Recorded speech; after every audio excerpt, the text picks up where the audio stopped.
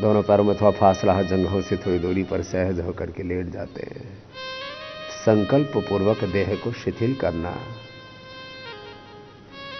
अभ्यास के बाद तो एक क्षण में ही शवासन हो जाता है। बस सरसरी निगाह से, साक्षी भाव से देह को देखते हैं, शिथिल कर देते हैं और श्वासों पर केंद्रित होकर के अपने स्वरूप में, अपनी निजता में, अपनी दिव्यता में, जहां सब प्रकार की पूर्णता है, ज्ञान की, प्रेम की, सामर्थ्य की, ऐश्वर्य की, सुख शांति आनंद की, ऐसे अपने भीतर की निजता में, दिव्यता में, पूर्णता में अपना समाहित हो जाना, ये शवासन होता है।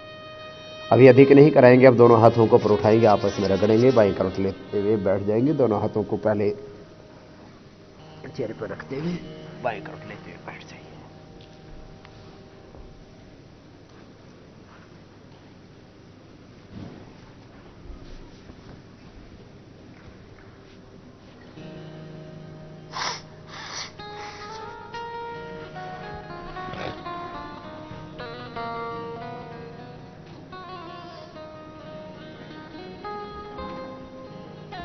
सीधे बैठ जाइए और बैठ करके एक बार पैरों को सामने खोल करके रिलैक्स कर लीजिए। सूक्ष्म व्यायाम तो आता ही है ना सबको। सूक्ष्म व्यायाम हाथों का, पैरों का, ये कभी भी कर सकते हैं। थोड़ा ऐसे ऐसे हिला दिया पैरों को, थोड़ा रिलैक्स हो गए और सहजतापूर्वक अब बैठ करके प्राणायाम करेंगे। मुख्य 8 प्राणायाम है और फिर सहयोगी 7 और भी प्राणायाम आपको बताते हैं। ये योगाभ्यास के पूरे पैकेज का, अर्थात बेसिक पैकेज और फिर योगाभ्यास का ये एडवांस पैकेज। ये युवा भारत का जो शिविर है, ये सामान्य शिविर नहीं है, ये एडवांस शिविर है। आपको योग की सामान्य जो परंपरा है उससे लेकर के योग की जो गहन विधियां हैं उन सब के बारे में आपको प्रबोधन दे रहे हैं। आपको बहुत कुछ सीखना है श्रद्धापूर्वक, उसको हृदयंगम करना है, स्मरण करना है। क्योंकि अब मैंने तो रोगानुसार योग का पैकेज आपको बता दिया, अब इसकी पूरी स्मृति आपके मस्तिष्क में रहनी चाहिए कि कौन से रोग में कौन सा योगाभ्यास करना है। तो ये रोगानुसार योगाभ्यास का पूरा अभ्यास क्रम आपको स्मरण हो गया है, इसको स्मरण रखना है। फिर जो बेसिक योग की प्रैक्टिस है उसमें मुख्य 8 प्राणायाम, 12 आसन, योगिक जोगिंग का अभ्यास, सूर्य नमस्कार, थोड़ा सूक्ष्म व्यायाम, इतना ही पर्याप्त रहता है सबके लिए। तो बेसिक पोस्चर्स में हमने आपको बार बार बताया है। मंडूकासन, शशकासन, वक्रासन, गोमुखासन, मकरासन, भुजंगासन, सलभासन, फिर सीधे लेट के मरकटासन, पवन मुक्तासन, फिर मोटापा कम करने वाले 3 अभ्यास, अर्धलासन, पादवृत्तासन, द्विचक्रिकासन। ये बेसिक योग प्रैक्टिस है।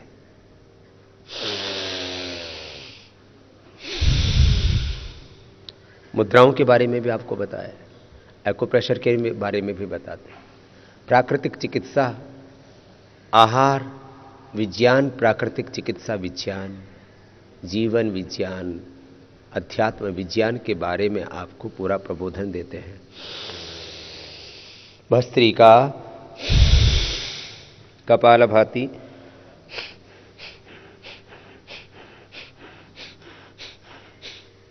और इसकी भी 3 तरह की स्पीड आपको बताते हैं। सामान्य गति, मध्यम गति और तीव्र गति। सामान्य गति भस्त्रिका की, लंबा श्वास लेना, लंबा छोड़ना। मध्यम गति,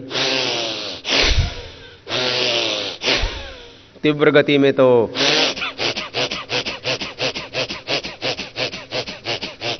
ये केवल जवानों को ही करनी है।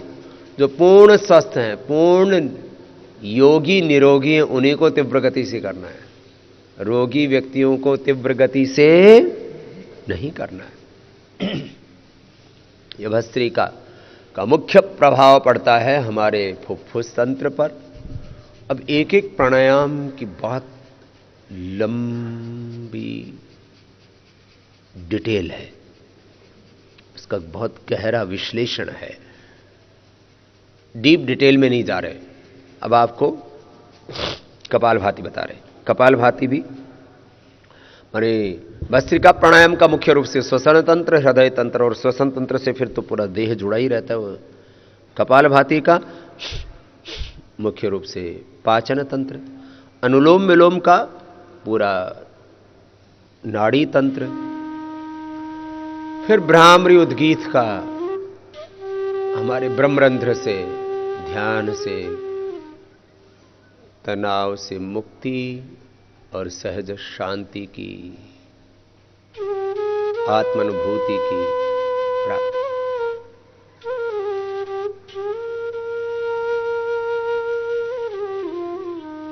अब इसके डिटेल में जाएंगे तो भस्त्रिका के बाद अब कपालभाति कीजिए। देखिए चक्रों के अनुसार मैं बता रहा हूं। भस्त्रिका प्राणायाम से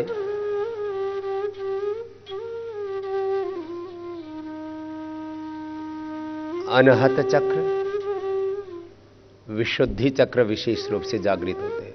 अष्टचक्र विज्ञान के अनुरूप अष्ट चक्रों के अकॉर्डिंग प्राणायाम के बेनिफिट्स बता रहा हूं। कपालभाति से मूलाधार, स्वादिष्ठान, मणिपुर, अनहत और विशुद्धि, ये तो डायरेक्ट एक्टिवेट होते हैं। चक्र जागरण जिसको कहा जाता है।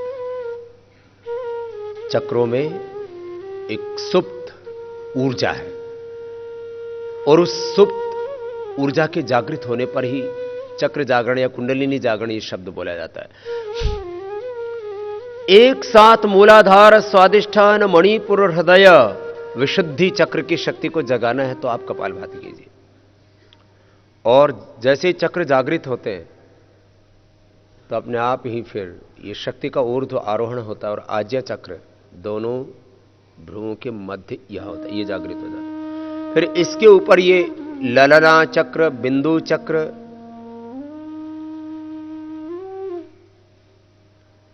यहां होता है जहां बिंदिया लगाते हैं वहां, ऊपर वाला हिस्सा माथे का यहां। ये ललना चक्र, ललाट चक्र, इसको बिंदु चक्र ऐसे नामों से बोलते हैं। और फिर जहां शिखा रखते हैं सहस्रार। अष्टाचक्रा नवद्वारा देवानां पूरयोध्या, तस्यां हिरण्यः कोशाः स्वर्गो ज्योतिषावृता। मेरे साथ बोलिए, अष्टाचक्रा नवद्वारा देवानां पूरयोध्या,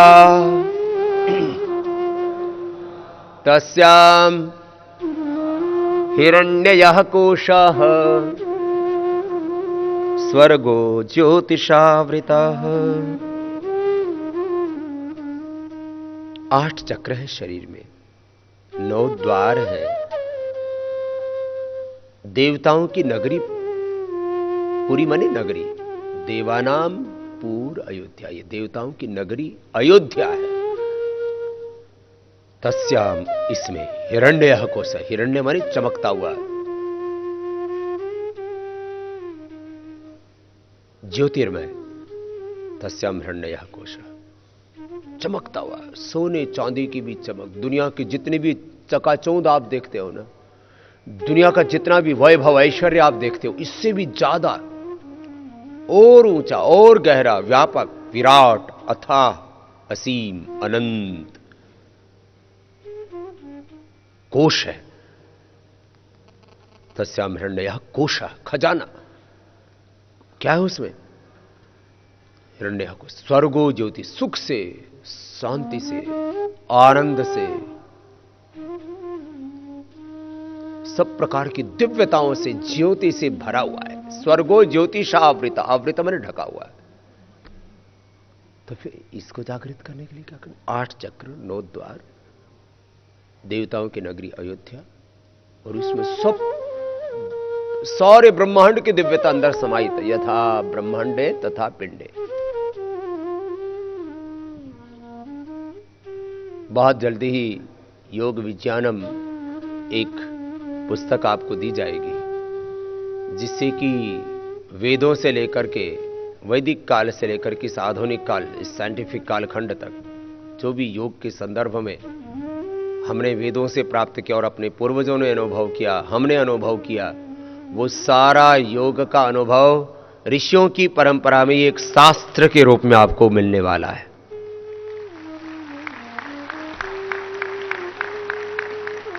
बहुत ऊंची योग विद्या है, ये अध्यात्म विद्या है, इसमें अपरा विद्याएं हैं, ब्रह्म विद्या है, इसमें सब कुछ है। कपालभाति करते रहिए। 72,72,10,201 सूक्ष्म नाड़ियां हैं।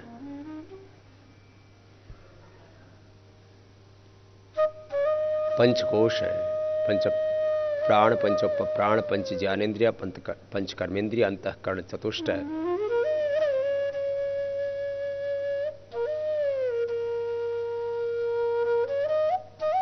और एक एक सेल, टिश्यू, ऑर्गन से लेकर के पूरा सिस्टम बहुत ही साइंटिफिक है। भगवान की रचना अद्भुत है।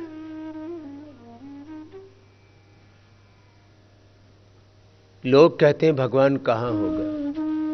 जब हम अपने ऊपर निगाह डालते हैं, अपने शरीर के एक एक कोशिका की रचना पर निगाह डालते हैं, कितने जीन्स, कितने क्रोमोसोम्स, क्या अद्भुत रचना है परमात्मा की।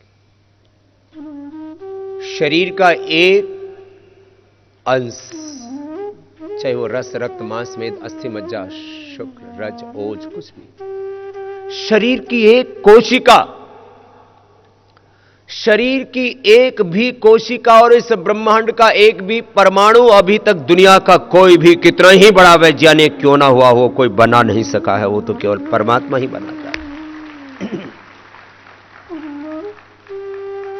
मानव मनुष्य में बहुत सामर्थ्य, उसने बड़े बड़े आविष्कार किए, अनुसंधान किए हैं। उसने धरती से लेकर के आसमान तक की उड़ान भरी है और उभरनी हमें।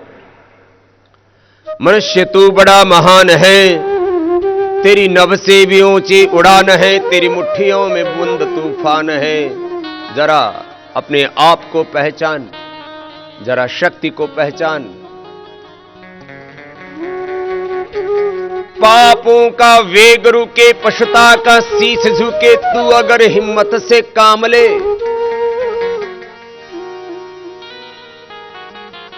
तेरे अंदर सब कुछ है। मैं कहता हूं जल, पृथ्वी, धरती जैसा धैर्य है, जल जैसी शीतलता, आकाश जैसी विराटता, वायु जैसा वेग। ये जो पंचतत्व है ना, धरती जैसा धैर्य, अग्नि जैसा तेज, वायु जैसा वेग, जल जैसी शीतलता, आकाश जैसी विराटता हमारे भीतर होनी चाहिए। इन्हीं से तो हम बने। और मनुष्य ने बहुत कुछ किया है। मनुष्य में भी भगवान ने अपरिमित सामर्थ्य दिया हुआ है, बिना किसी भेदभाव और पक्षपात के। भगवान ने हमें इंसान बना करके दुनिया की सारी दौलत दे दी है। चाहे हमें किसी भी देश में पैदा किया हो, किसी भी वर्ग विशेष में, किसी भी कुल खानदान में हम पैदा हुए हों, हम इस धरती पर इंसान के रूप में पैदा हुए, इसका मतलब हमारे सौभाग्य के द्वार खुल चुके हैं। भगवान ने सारी दौलत हमें दे दी है। कभी अपने भीतर हीन भावना ना आने देना। कुछ लोग अपनी किस्मत की दुहाई देते रहते हैं, अपने भाग्य को कोसते रहते हैं, प्रारब्ध को कोसते रहते हैं, अपनी डेस्टिनी को दोष देते रहते हैं। मेरी तो किस्मत ही खराब है, मेरे तो भाग्य ही खराब है, मेरा तो प्रारब्ध ही कमजोर है। अरे तेरा कमजोर होता प्रारब्ध, तेरी किस्मत माड़ी होती तो मनुष्य का जन्म ही नहीं होता। मनुष्य का जन्म हुआ है, इसका मतलब तुम्हारे सब प्रकार के सौभाग्य के द्वार खुल चुके हैं। तुम जीवन में कुछ भी कर सकते हो और ये करके दिखाया है। आप और हम जैसे मनुष्यों ने ही इस धरती के ऊपर, चाहे वो आध्यात्मिक क्षेत्र हो, चाहे आर्थिक राजनीतिक का क्षेत्र हो, और मैं तुम्हारे सामने बैठा हूं, मैं जो कहता हूं उसको मैं जीता हूं, वही कहता हूं। सामाजिक, राजनीतिक, आर्थिक, सांस्कृतिक, धार्मिक, आध्यात्मिक क्षेत्र में मैंने जो भी कुछ उपलब्ध किया है, जिसको उपलब्धि बोलते हैं, जिसको सफलता बोलते हैं, मैंने सब योग के द्वारा पाया और इस संकल्प के साथ पाया कि मेरे परमात्मा ने मुझे सब कुछ दिया है, मुझे अपनी किस्मत को नहीं कोसना है, मुझे अपने भाग्य को दोष नहीं देना है। भगवान ने अपना काम कर दिया। Human being is the ultimate creation of God on this earth. इस धरती पर भगवान की सबसे श्रेष्ठ रचना कोई है तो इंसान है। माना भगवान ने और भी बहुत सुंदर सुंदर रचनाएं की है, क्या इतना बड़ा ये ब्रह्मांड, और इसमें सूरज और चांद, एक सौरमंडल तो ये है जिसमें हम रह रहे हैं, फिर इसमें कितनी आकाश गंगाएं, पूरे यूनिवर्स को देखते हैं तो पादस्य विश्वाभूतानि त्रिपादस्य अमृतम। कौन कहे तेरी महिमा, कौन कहे तेरी माया, किसी ने ही परमेश्वर तेरा अंत कहीं ना पाया। सारे सूरज चांद सितारे भी तुझ में है, सभी समंदर और किनारे भी तुझ में है, सृष्टि की अंदर बाहर तू एक समान समाया। कौन कहे तेरी महिमा, कौन कहे तेरी माया, पादस्य विश्वाभूतानि त्रिपादस्य अमृतम दिवि, यस्य भूमि प्रमांतरिक्षम उतोदरम दिवम यश्चक्रे मूर्धानम तस्मै ज्येष्ठाय ब्रह्मणे नमः। भगवान की इतनी विराट महिमा है ना, उसको गाते गाते तो आज तक हजारों लाखों करोड़ों कंठ थक गए, लेकिन उसकी महिमा का कोई पारावार नहीं पाया। दिल सोचता है खुद वो कितना महान होगा जिसने सारा जहान बनाया, इतना महान जिसने संसार है बनाया। तेरी अपार महिमा कैसे बयान होवे, कुछ बोलने से पहले गूंगी जबान होए। कितने कवि गीत गाते रहते हैं, कितने वेद की ऋचाएं हैं। विष्णु कर्माणि पश्यत यतो व्रतानि पस्पसे, इंद्रस्य युज्य सखा तद विष्णो परमं पदम सदा पश्यन्ति सूरयाः दिवीव चक्षुराततम। तो मैं कह रहा था, जब हम योग करते हैं ना, तो उसके कुछ पहलुओं के ऊपर तो थोड़ी चर्चा कर लेते हैं। योग तो अनंत है, कितना कहें योग के बारे में, उतना ही कम पड़ता जाता है। लगभग 25 साल तो हो गए मुझे बोलते बोलते, अभी भी ऐसा लगता है जो मैंने कहा है वो न्यून ही है, अल्प ही है। योग तो अनंत है, असीम है, विराट है, भूमा है। और ये इसी भूमा में तो सुख है। यो भूमा तत्सुखम नाल्पे सुखम अस्ति, एतावानस्य महिमा तो अतो ज्यायास्य पुरुष। यजुर्वेद का जो पुरुष सूक्त है ना, उसको पढ़ना, उसमें तो सारा पिंड और ब्रह्मांड का ज्ञान सन्निहित है, ज्ञान वेदों में। बस इसके ऊपर अब अनुसंधान और गहरा में करना है। कपालभाति करते रहिए।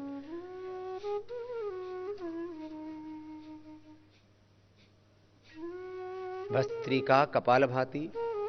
मैं कह रहा था अष्ट चक्रों की दृष्टि से भी इनको कहें तो कपालभाति से और अनुलोम विलोम से, ये दो ऐसे प्राणायाम से 8 के 8 चक्र जागृत होते हैं।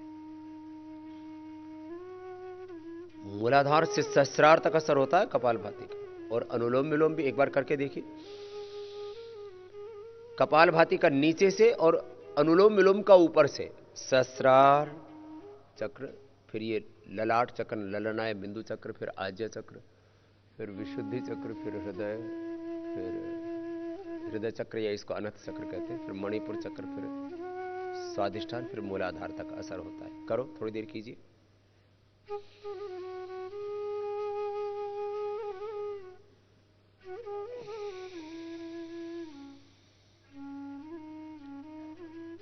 रुकना नहीं है, लगातार करो।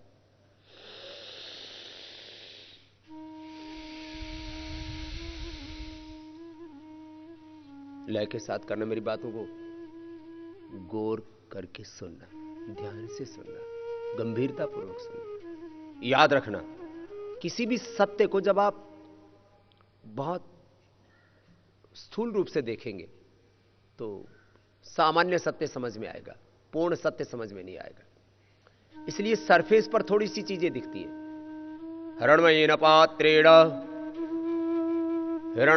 पात्रेण सत्यस्यापि हितं मुखं तत्त्वं पूषन् अपावृणो सत्यधर्माय दृष्टये।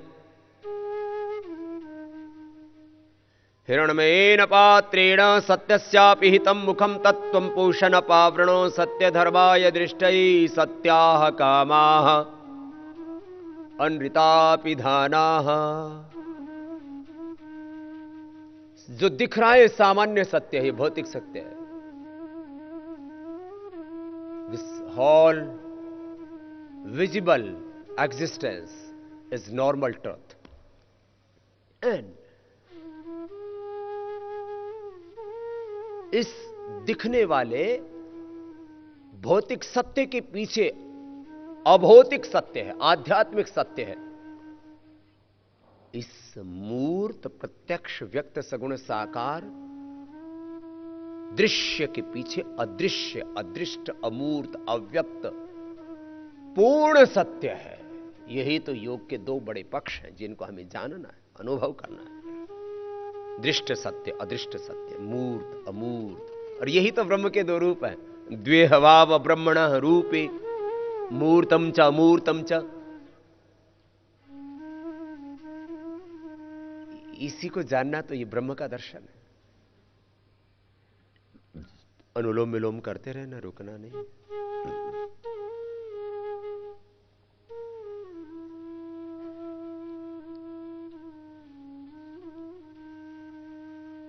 मैं कह रहा था, स्थूल रूप से मात्र चीजों को मत देखना, स्वयं को देख लो। स्थूल रूप से देखोगे तो बाल देखेंगे, आंखें देखेंगे, आंखों के गोलक देखेंगे।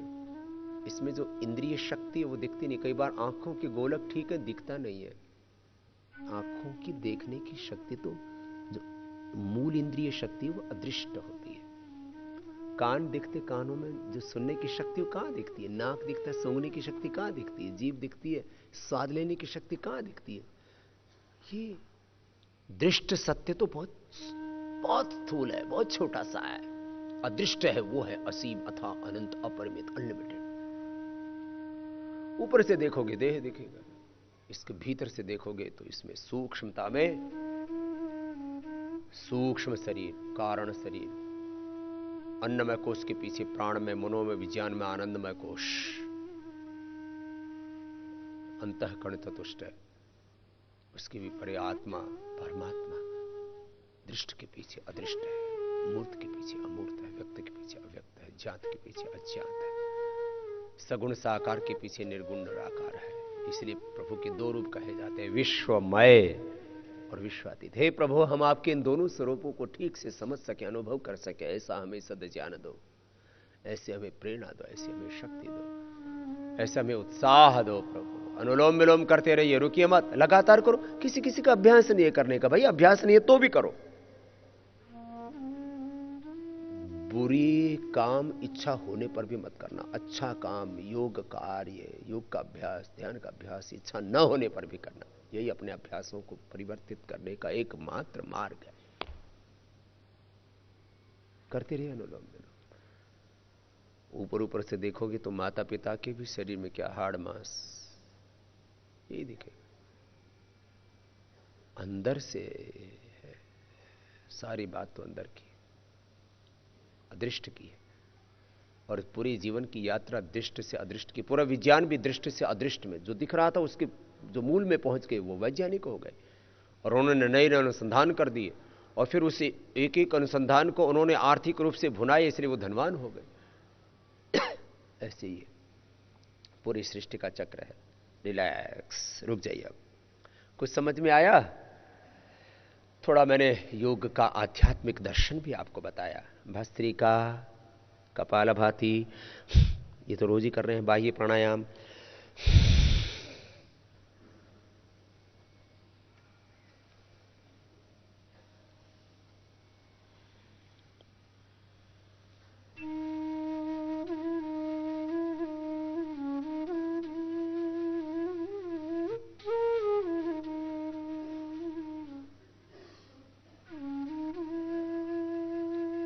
त्रिबंध के साथ 3, 5, 7, 11, 21 बार तक कर सकते हैं इसको। बीच में थोड़ा अग्निसार क्रिया भी कर सकते हैं।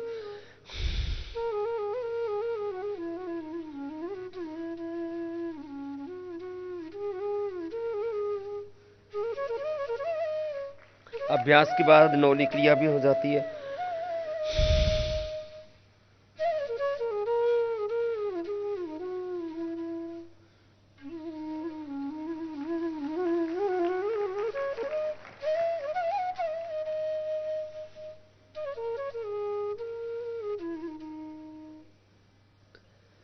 छोटे छोटे बच्चे भी करने लगे हैं। एक बच्चे ने मुझे लिख करके दिया कि मैं भी करना चाहता हूं, उससे भी कल करवाएंगे। बहुत बच्चों को भी, छोटे छोटे बच्चे योगी बन गए हैं। अब हमारा सपना है, जैसे पहले कोख से ही भोगी बच्चे पैदा हो रहे हैं, ऐसे अब कोख से योगी बच्चे पैदा हो, योगी बच्चे पैदा हो।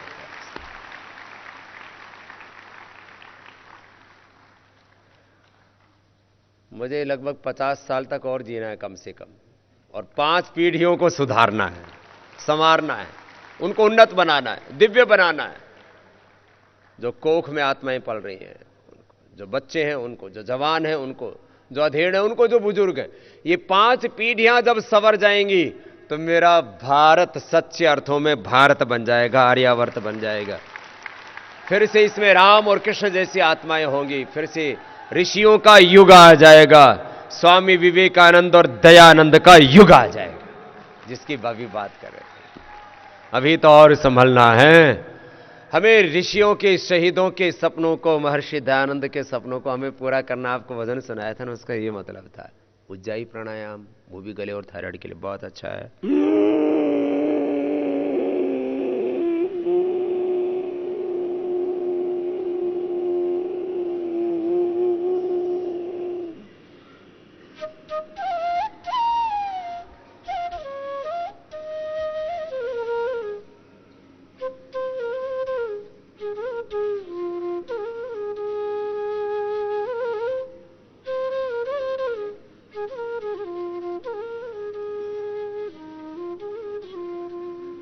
ऐसे थोड़ी देर रोक के, यथाशक्ति रोक के, फिर दाएं आंख को बंद करके बाएं से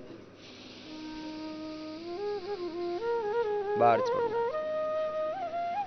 अब आप सब भाई बहन ये भस्त्रिका, कपालभाति, बाह्य प्राणायाम, उज्जाई, अनुलोम विलोम, वायु मुद्रा में बैठ करके बाएं से लिया, बाएं नाक को फिर बीच की 2 उंगलियों से बंद कर दिया, दाएं से छोड़ दिया, फिर दाएं से लिया, बाएं से छोड़ दिया, सहजता से लेना। लगभग 5 सेकंड में लेना, 5 सेकंड में छोड़ना। ये आदर्श अभ्यास है इसका, आइडियल प्रैक्टिस है इसकी। फिर धीरे धीरे 10-15 सेकंड भी लगते हैं, धीरे धीरे और गहरा लेते हैं तो मन और शांत होता जाता है। फिर भ्रामरी में देखिए, अभी कीजिए मत आप। पहले उंगली माथे पर, शेष 3 उंगली ऐसे आंखों पर, कान अंगूठे से बंद करके ना ऐसे ध्वनि करते हैं।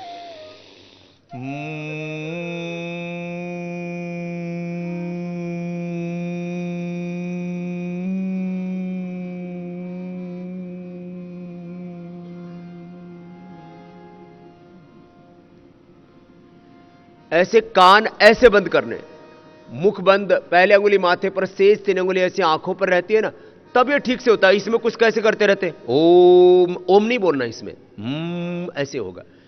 कान पूरे बंद होंगे, पहले उंगली माथे पर, शेष 3 उंगली आंखों पर, ऐसे हल्का सा दबाव मिडल फिंगर से, तो आज्य चक्र में अपने आप एक ज्योति पुंज प्रकट होने लगता है और उस ज्योति में हम समाहित हो जाते हैं। भ्रामरी होता है।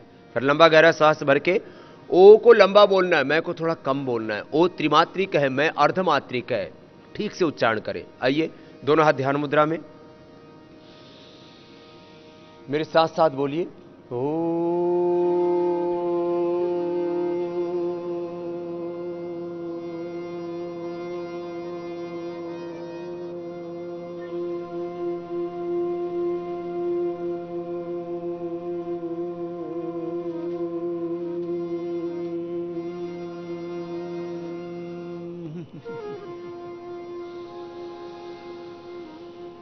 ऐसे इसको 3 से 5 बार ऐसे करके, अब रुक जाइए। अब आज आपको समझा रहे हैं, खाली प्रैक्टिस तो रोज करवाते हैं, बता रहे हैं अभी।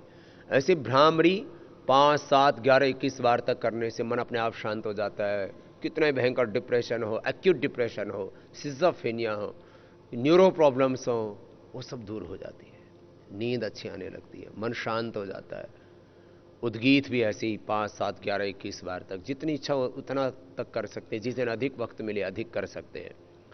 फिर श्वासों पर ध्यान करते हैं। श्वासों पर ध्यान शांत होकर मौन होकर करते हैं। तो पहले 5 सेकंड में एक श्वास आता है और 5 सेकंड में एक श्वास जाता है।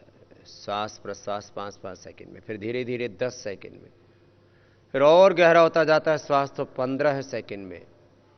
और हमने अनुभव किया है और लंबा गहरा श्वास होने पर आधा मिनट में श्वास लेना, आधा मिनट में छोड़ना हो पाता है। और इस जितने श्वास की गति, प्राण की गति सूक्ष्म होती जाती है,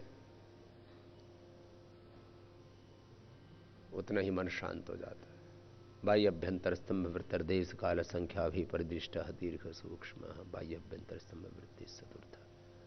प्राणायाम ऐसा, ये ऐसे दीर्घ सूक्ष्म होता जाएगा। फिर श्वासों के साथ ओम या गायत्री का जप किया। नासिकाग्र पर, आज्ञा चक्र में, कहीं पर भी, ललना चक्र, सहस्रार या हृदय चक्र में मन को केंद्रित कर देते हैं और उसी में फिर निमग्न हो जाते हैं अपने स्वरूप में, अपनी निजता में, अपनी दिव्यता में, अपने भीतर की पूर्णता में, जिसका मैं बार बार संकेत करता हूँ। पूर्णमदः पूर्णमिदं पूर्णात् पूर्णमुदच्यते पूर्णस्य पूर्णमादाय पूर्णमेवावशिष्यते। इस तरह से ये मुख्य प्राणायामों की प्रक्रिया पूरी करनी होती है। इसके बाद आपको विशेष प्राणायामों में शीतली, शीतकारी श्वास भर के फिर नाक से छोड़ते, मुंह से लेते हैं। फिर चंद्रभेदी, बाएं से लिया अंदर रोका, दाएं से छोड़ा, बार बार ऐसे करना है। चंद्रभेदी 3 ठंडक के लिए, फिर गर्मी के लिए दाएं से लिया अंदर रोक के रखा, बाएं से छोड़ा। इस सूर्य भेदी, क्योंकि बाएं चंद्र स्वर, दाहिना सूर्य स्वर है। फिर बाएं से लिया अंदर रोक के रखा, दाएं से छोड़ा, दाएं से लिया अंदर रोक के रखा यथाशक्ति, धीरे धीरे, और बाएं से छोड़ा। ये नाड़ी शुद्धि हो जाता है। फिर कर्ण रोगान तक ऐसे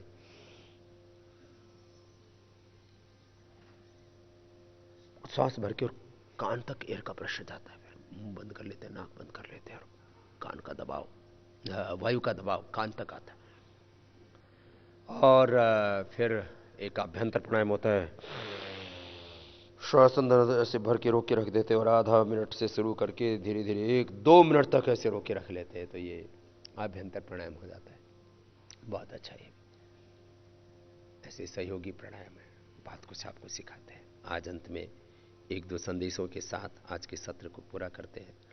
एक तो 5 जनवरी 1995 को संस्थागत रूप से ये हमारी योग यात्रा शुरू हुई। योग के साथ आयुर्वेद की, स्वदेशी की यात्रा, वैदिक संस्कृति की ऋषि परंपरा की यात्रा शुरू हुई। और 5 जनवरी अब 2017 को संस्था के 22 वर्षों की ये गौरवपूर्ण यात्रा पूरी हो जाएगी। और इस पूरी यात्रा को जानने के लिए कि 5 जनवरी 1995 जहां से शुरुआत हुई, शून्य से ही शिखर का आरोहण जहां से शुरू हुआ, तो वहां से ये पूरी डॉक्यूमेंट्री आस्था पर तो कल से ही प्रारंभ हो चुकी थी और आज से आस्था और संस्कार दोनों पर चलेगी। आस्था का टाइमिंग है सुबह 10 बजे से लेकर के और 1 बजे तक, और मध्यान्होत्तर दोपहर बाद ये 3 बजे से लेकर के 6 बजे तक, और संस्कार पर 10 बजे से लेकर के सीधा 3 बजे तक ये सेवा, साधना, योग, कर्मयोग, पुरुषार्थ, परमार्थ की जो पूरी यात्रा है, और किस तरह से एक छोटे से स्थान से यात्रा शुरू हुई और आज विश्वव्यापी हो चुकी है। और पतंजलि के कितने प्रकल्प हैं सेवा के, उसको मैं चाहता हूं कि जितने भी हमारे आध्यात्मिक भाई बहन हैं, देखो योग का, आयुर्वेद का, स्वदेशी का, भारतीय संस्कृति का प्रचार प्रसार ये भोगी लोग करने वाले नहीं। इसलिए जितने भी सात्विक आत्माएं हैं वो पतंजलि के बारे में पूरा जाने और उसको पूरा प्रचार करें। आजकल कहा जाता है ना, ये किसी भी युग के बारे में कुछ बात कही जाती है तो बोले भाई क्या है, बोले ये प्रचार का युग है। किसका युग है? प्रचार का युग है।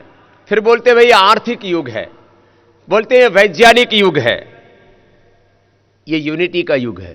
तो फिर हम इसमें पीछे क्यों रहे? जब प्रचार का जमाना में है, तो जब प्रचार का जमाना है तो हम प्रचार में भी सबसे आगे रहे। जब आर्थिक जमाना है तो हम स्वदेशी अर्थव्यवस्था में भी सबसे आगे रहे। जब विज्ञान का जमाना है तो हम साइंस और टेक्नोलॉजी में भी सबसे आगे रहे। और जब ये संगठन का जमाना है तो हम अकेले अकेले ना चले, यूनिटी में संगठित हो करके संगच्छध्वम संवदध्वम समो मनांसी जानतम, हम साथ में मिलकर के चले। तो ये तो योग का पूरा प्रचार पूरे देश भर में चल रहा है। तो जितने भी योगी आत्माएं हैं वो सब स्वयं देखें और औरों को बताएं कि पतंजलि क्या है। बहुत से लोग बहुत प्रकार की भ्रांतियां फैलाने की कोशिश करते हैं, बहुत प्रकार के भ्रम, बहुत प्रकार के संशय, बहुत प्रकार के झूठे प्रचार। और उसके लिए हमें जो यथार्थ है पतंजलि का वो करोड़ों लोगों तक पहुंचे। ये प्रचार के संदर्भ में मैंने आपसे कहा। और अभी स्वामी विवेकानंद जी जो हम सब युवाओं के लिए एक आदर्श हैं, और उस आदर्श महान योद्धा सन्यासी के हम स्मृति में जिसको राष्ट्रीय युवा दिवस मनाते हैं, ऐसे में इस बार 10 से लेकर के 12 जनवरी तक 3 दिवसीय निःशुल्क शिविर और अंतिम दिन अर्थात 12 तारीख को राष्ट्रीय युवा दिवस के उपलक्ष्य में 1 लाख से अधिक लोग मिलकर के योगाभ्यास और सूर्य नमस्कार का विश्व कीर्तिमान बनाएंगे।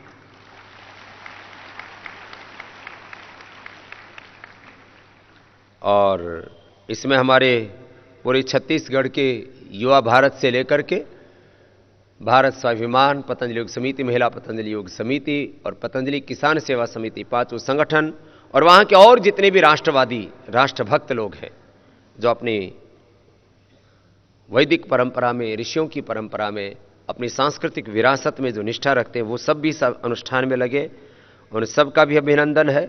और छत्तीसगढ़ सरकार का भी, इसमें शासन का भी पूरा सहयोग है। एक बार सबका सबकी ओर से बहुत बहुत अभिनंदन है। इस तरह से ये योग की यात्रा निरंतर आगे बढ़ती चली जा रही है। अभी यहीं रुकना नहीं है, हमारी तो यात्रा अनंत की है। चरैवेति चरण वै मधु विंदति, उत्तिष्ठत जागृत प्राप्य वरान्य बोधत। उठो जागो और लक्ष्य की ओर, ध्येय की ओर तब तक आगे बढ़ते रहो जब तक मंजिल नहीं मिल जाती। बीच में रुकना नहीं, झुकना नहीं, डटे रहना अपने मार्ग पर, अपने पथ पर। मैं बार बार कहता हूं ना, जब तक दम में दम है बेदम नहीं होना चाहिए। तो चलो इसी संकल्प के साथ एक गीत गाते हैं। ध्येय मार्ग पर चले वीर तो पीछे अब न निहारो वीरो, हिम्मत कभी न हारो। तो चलिए आप भी गाइए, आनंद से उत्सव मनाइए, उत्साह से। ध्येय मार्ग पर चले वीर तो, ध्येय मार्ग पर चले वीर तो पीछे अब न निहारो, हिम्मत कभी न हारो वीरों, हिम्मत कभी न हारो। अरे हिम्मत कभी न हारो वीरों, हिम्मत कभी न हारो। ध्येय मार्ग पर चले वीर तुम पीछे अब न निहारो, हिम्मत कभी न हारो वीरों, हिम्मत कभी न हारो। हिम्मत कभी न हारो वीरों, हिम्मत कभी न हारो।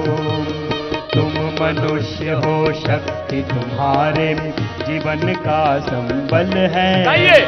तुम मनुष्य हो, शक्ति तुम्हारे जीवन का संबल है। और तुम्हारा अतुलित साहस, और तुम्हारा अतुलित साहस ध्येय की भांति अचल है। ओ साथी केवल पल भर को, ओ साथी केवल पल भर को माया मोह बिसारो।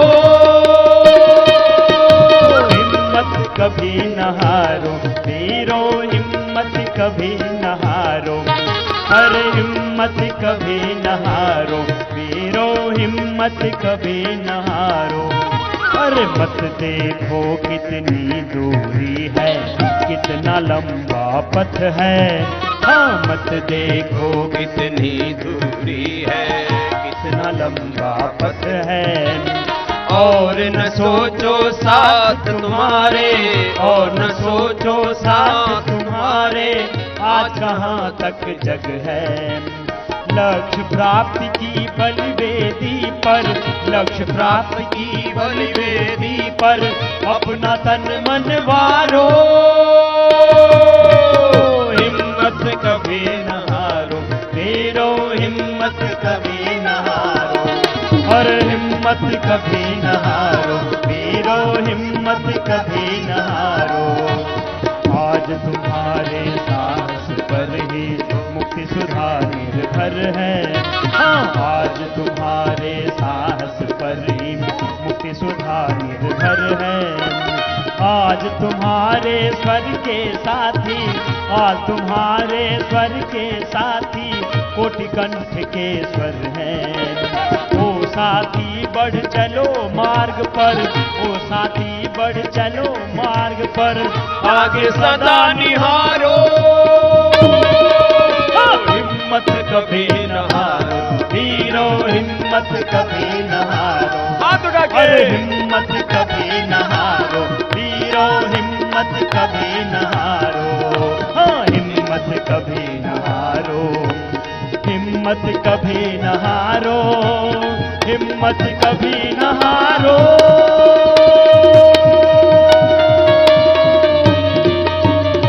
बोले भारत माता की जय। वंदे मातरम, वंदे। मातरम। तो सुनो, आज का ये सत्र अभी पूरा हुआ।